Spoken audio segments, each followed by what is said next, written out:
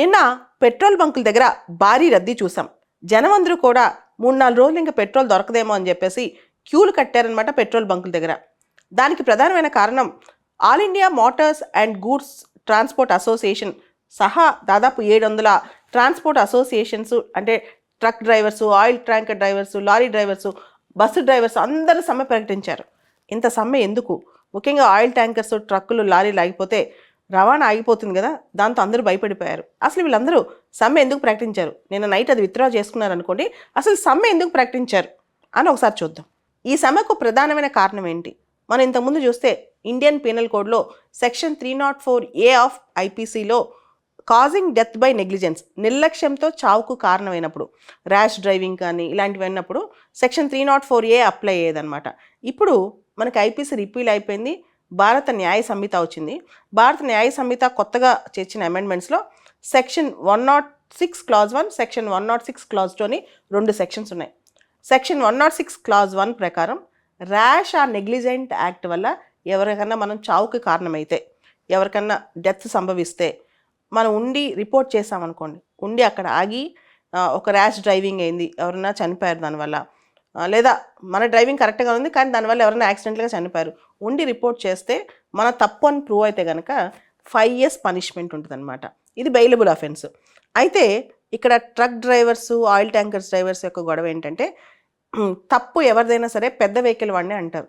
మనం అక్కడ ఆగి మనం ఫోన్ చేసి ఇన్ఫామ్ చేసి చేస్తే మాబ్ ఊరుకుంటుంది, అక్కడికి వచ్చి ఆవేశంతో కొడతారు, లేదా వాళ్ళపైన ఫిజికల్ అటాక్స్ జరుగుతాయి. రెండోది సెక్షన్ 106 క్లాజ్ 2, దీని మీద ఎక్కువ గొడవైంది నిన్నంతా. సెక్షన్ 106 క్లాజ్ 2 ప్రకారం rash and negligent driving vehicle చేస్తే కనుక, vehicle rash and negligent drive చేసి ఎవరైనా చావుకు కారణమైతే అతను హిట్ అండ్ రన్ కేసు అనమాట. హిట్ చేసి పారిపోతారు. జనరల్గా ఏదైనా యాక్సిడెంట్ అయినప్పుడు యాక్సిడెంట్ చేసిన వాళ్ళు పారిపోతారు, యాక్సిడెంట్లో ఇన్వాల్వ్ అయిన వాళ్ళు పారిపోతారు, వాళ్ళు తప్పున్నా లేకపోయినా. కారణం అక్కడ మాబుని తట్టుకోలేరనమాట.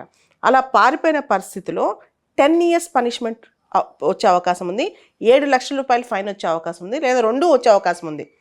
Truck drivers, oil tankers drivers, పెద్ద పెద్ద వెహికల్ డ్రైవర్స్ ఏమంటారంటే, అక్కడుంటే కష్టం, మేము పారిపోతాం, హిట్ అండ్ రన్ చేస్తాం.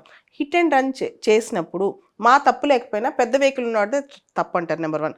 నెంబర్ 2, ఎవరి నెగ్లిజెన్స్ ఎంతో అనేది ఒకసారి ప్రూవ్ అవ్వలేదు, అంటే కంట్రిబ్యూటరీ నెగ్లిజెన్స్ కూడా ఉంటుంది, అంటే ఇటువైపు వాడు తప్పు అటువైపు వాడు తప్పు ఇద్దరిదే ఉంటుంది. ఇలాంటి టైంలో హిట్ అండ్ రన్ కేసులో నువ్వు 10 సంవత్సరాల జైలు శిక్ష తీసుకొస్తే మా ఫ్యామిలీస్ ఏమవుతాయి, మేమేమవుతాం, ఇలాంటి సందర్భాల్లో మేమెంత ఇరుక్కుపోతాము. వీటి మీద వీళ్ళు ఇది మా అసోసియేషన్స్ని కన్సల్ట్ చేయకుండా, మమ్మల్ని కన్సల్ట్ చేయకుండా ఇంత హార్ష్లా, ఇంత డ్రెకోనియన్లా ఇలా తీసుకొస్తారు. ఈ సెక్షన్ 106 క్లాజ్ 2 అనేది చాలా తప్పు అని చెప్పి వాళ్ళు గొడవ పెట్టుకున్నారనమాట. ఇది మెయిన్ అంశం.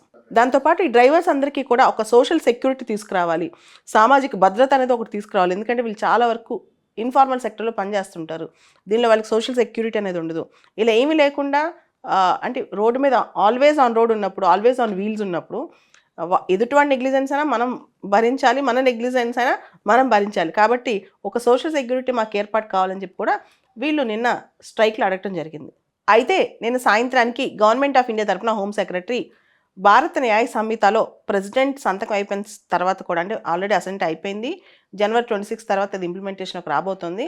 అయితే ఈ సెక్షన్ 106 క్లాజ్ 2 అనేది, సెక్షన్ 106 క్లాజ్ 1 అనేది మళ్ళీ కన్సల్టేషన్ చేసిన తర్వాతే మేము ఇంప్లిమెంటేషన్లో తీసుకొస్తాం అని చెప్పేసరికి ఇది కాస్త సద్దుమణిగింది.